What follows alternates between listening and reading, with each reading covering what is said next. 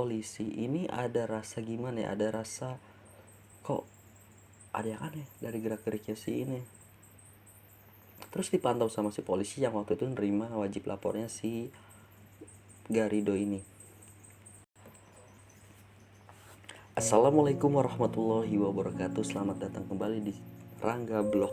Yes, kali ini gua mau ngebahas tentang penculikan dan penyekapan terhadap gadis remaja selama 18 tahun. Kisah pilu ini yang dialami oleh seorang gadis remaja berusia 11 tahun dimulai pada bulan Juni tahun 1991 di California, Amerika Serikat. Nah, jadi ceritanya perempuan ini yang bernama Jaycee Lee Dugard atau biasa disebut sebagai Dugard.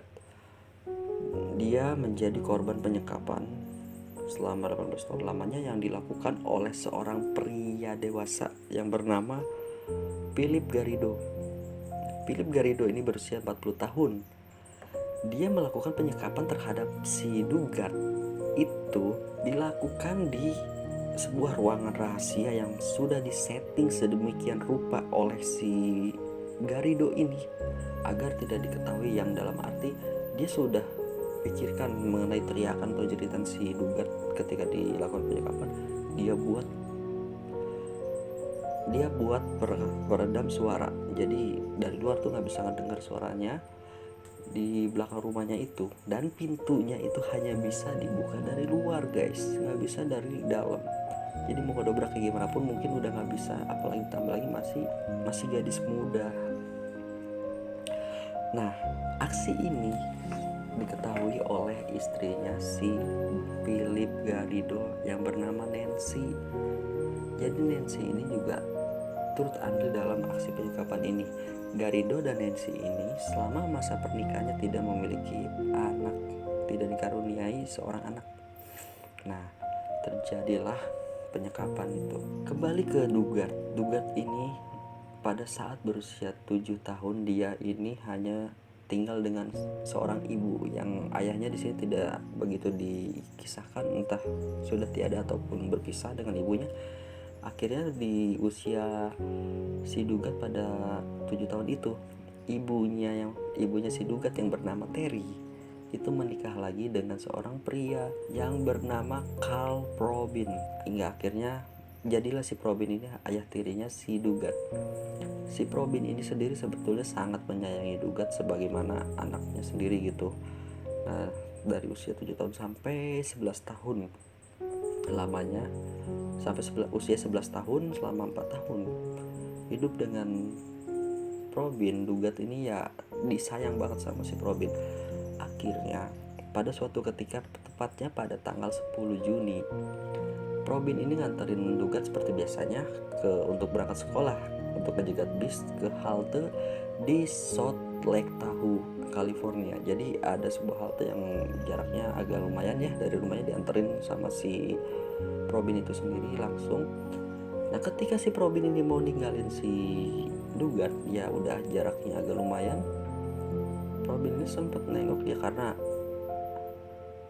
ke arah si Dugard ini, karena begini ceritanya. Si Dugard ini lagi nunggu sendirian, ceritanya nunggu di halte. Datang sebuah mobil menghampiri Dugard, dan ternyata itu si Philip Garrido.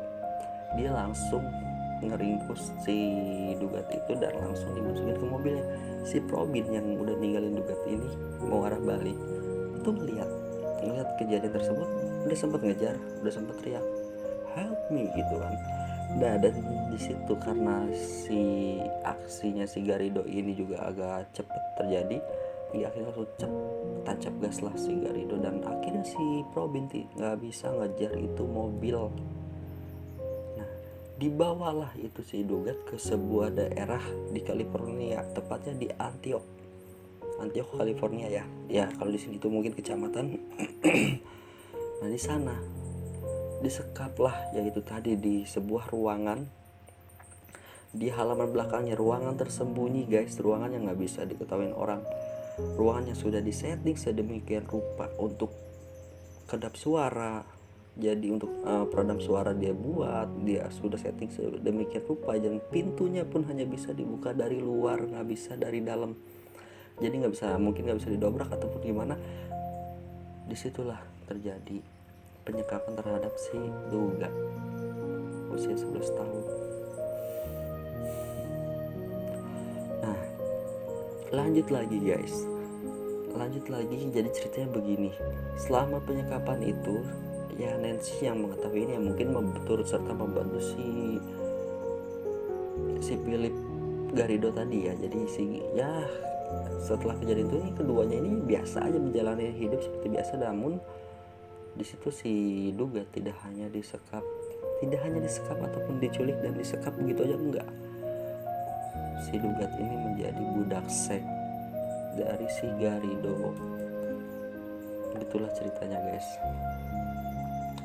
Jadi budak seksnya si Garrido, di situ dia diperkosa gitu kan, hingga akhirnya dia ini singkat cerita langsung ke 18 tahun kemudian dulu. Di situ aksinya atau kejadian ini pun tercium oleh pihak kepolisian setempat. Karena begini, si Garrido ini entah dalam kasus apa, dia ini harus wajib lapor ke pihak kepolisian. Suatu ketika, tepatnya pada bulan Agustus, antara tanggal 26 sampai dengan tanggal 29 Agustus 2009, si Garrido ini ngebawa si Nancy, juga seorang perempuan dewasa, dan 2 anak perempuan remaja. Nah, si perempuan dewasa ini diperkenalkan kepada orang-orang itu sebagai Alisa.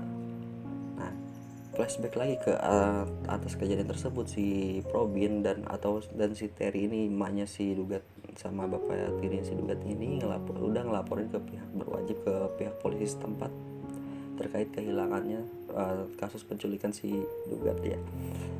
Nah, balik lagi ke masa depan. Di situ Dugat dikenalkan sebagai Alisa, dan di situ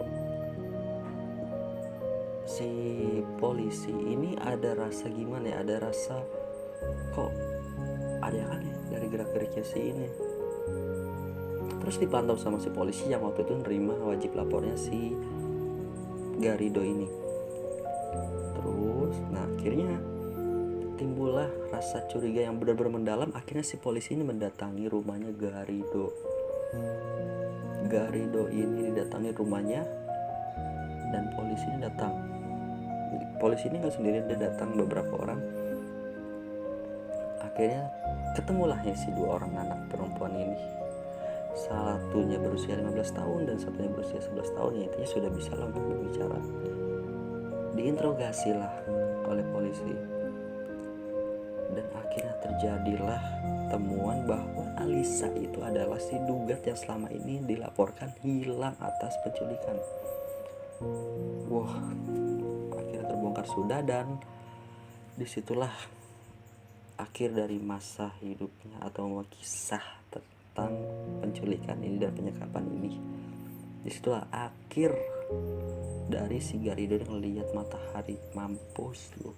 Nah, oke, kembali lagi karena ini masuk ke wilayahnya El Dorado, California. Di situ langsung kasus ini pun langsung ditangani oleh wakil kepala kepolisian El Dorado sama wakilnya langsung yang bernama Fred Kolar. Fred Kolar ini langsung turun langsung, dan juga FBI pun ikut turun tangan langsung untuk mendalami kasus ini. Dan disitulah guys, setelah diinterogasi lebih mendalam lagi, juga diselidiki lebih mendalam lagi, dan ternyata di sini banyak banget kejadian-kejadian pilu yang dialami oleh si Dugat dan 2 orang anaknya ini. Di sini hasil dari yang disebutkan oleh Kolar terhadap media-media setempat. Di situ ada ucapan bahwa selama 18 tahun ini si 2 orang anaknya ini tuh nggak pernah ngerasain yang namanya minum obat atau vitamin atau vaksin atau imunisasi, ya bukan vaksin, imunisasi, ataupun dibawa berobat ke dokter, diperiksa lah gitu. Nah, juga nggak sekolah. Ini 2 orang anak ini tidak disekolahin sama si Garrido dan juga Nancy. Dan yang lebih parahnya lagi, selama melahirkan, jadi 18 tahun itu si Dugat punya 2 orang anak perempuan ini. Nah, untuk persalinannya pun itu terjadi di dalam ruangan penyekapan tersebut, gak ada bantuan medis dari manapun, dan disitu dilakukan oleh si bantuan untuk persalinan ini dilakukan langsung oleh si Nancy dan juga si Garrido. Nah, intinya benar-benar diisolasi banget, gak matahari pun mungkin gak ngeliat di situ, dan ya hidupnya tuh hanya di dalam sebuah ruangan aja. Ini si 3 orangnya, jadi si Dugat dan 2 orang anaknya di dalam ruangan, guys. Akhirnya di situ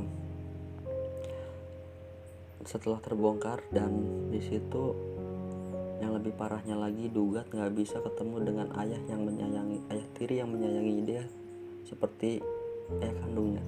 Yes, di situ Probin, karena dia gundah gulana galau ataupun sedih atas kehilangan si Dugat ini terkait penculikan waktu itu tahun 1991. Hidupnya itu benar-benar pilu lah, benar-benar dia itu galau. Kalau kata di sini tuh dia tuh ya benar-benar kacau banget intinya mah. Dia juga sampai berurusan dengan FBI dan juga ya pihak-pihak berwajib di sana. Ini si Probin ini juga hancur hidupnya karena kehilangan si Dugat. Si Dugat ini kembali pada usia 29 tahun. Si Dugat ini kembali ke dunia pada usianya di usia 29 tahun, guys. Dan untungnya emaknya si Terry ini masih ada, jadi masih bisa ketemu lah. Nah, lanjut ke proses peradilan terhadap si brengsek nih, si Philip Garrido sama si Nancy. Di situ benar-benar diadili, dan di situ akhirnya si Philip Garrido dijatuhin hukuman yang gak tanggung-tanggung, guys, sama pengadilan di daerah sana. Philip Garrido itu dijatuhin hukuman selama 431 tahun. Si Nancy, istrinya, ya karena mungkin itu dia dikategorikan sebagai turut serta ya kalau di dalam hukum kita itu yang tidak kalah beratnya juga hukumannya dengan si suaminya ini Garrido, tapi tidak dijelaskan secara detail berapa lamanya si Nancy ini. Intinya dia nggak bakal ngeliat dunia lagi seperti sebelumnya. Dan di situ, guys, yang lebih parahnya lagi, di usia 19 tahun dan anaknya ini saat ini keluar di 18 tahun kemudian, anaknya sudah berusia 15 tahun. Yang pertama itu lahir pada tahun 1994. Dari tahun 1991 itu dimulai kejadian penyekapan, dan 94 tahun 94 itu anak pertama lahir. Itu seumuran gua, cuy. Nah, di itu usia 14 tahun dia melahirkan, dan juga pada tahun 1997 itu lahirlah si anak kedua ini. Wah, benar-benar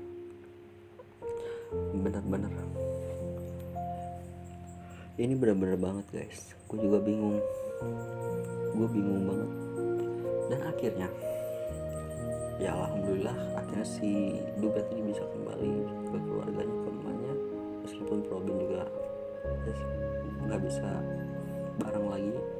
Dan juga si anak-anaknya ini akhirnya selamat, alhamdulillah selamat. Namun si Dugat ini masih harus mengalami masa apa ya, jadi dia itu karena dia saking lamanya nggak ngeliat dunia, dia harus masa uji coba gitu. Bukan uji coba sih, jadi kayak dia ini harus beradaptasi lagi, sedang dalam beradaptasi lagi semuanya ini. Dan semoga kejadian ini tidak terjadi pada siapapun, dan disitulah kisah ini berakhir. Jadi gue ngejelasin secara singkat aja, guys. Secara ya intinya gue ambil pokok-pokok pentingnya, gue nggak terlalu ceritain secara detailnya. Dan di sini pesan moral yang bisa kita dapat adalah kita selalu harus awasi anak-anak kita, selalu hati-hati, jangan sampai lengah. Oke, na'udzubillahi min dzalik, jangan sampai kejadian ini terjadi pada kita semua. Oke, gue rasa cukup sekian, guys, dari gue. Dan sampai jumpa lagi pada kisah-kisah selanjutnya yang akan gue bahas di sini, dan goodbye.